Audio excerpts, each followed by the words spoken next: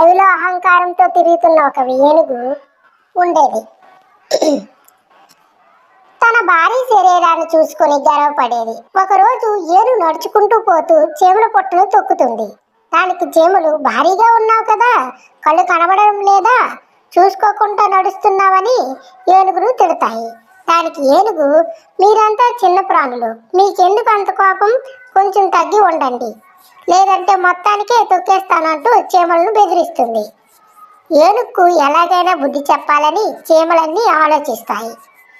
చీమలు ఏనుగు మీదకి ఎక్కి కొట్టడం మొదలుపెట్టాయి.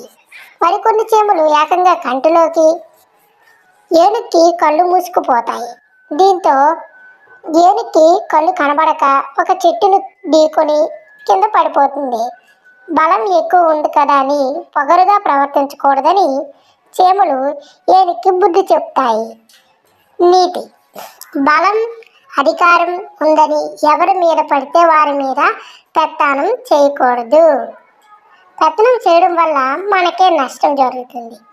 మీకు ఈ కథ నచ్చినట్లయితే లైక్ చేసి సబ్స్క్రైబ్ చేసుకోండి. Thank you for watching. Have a nice day.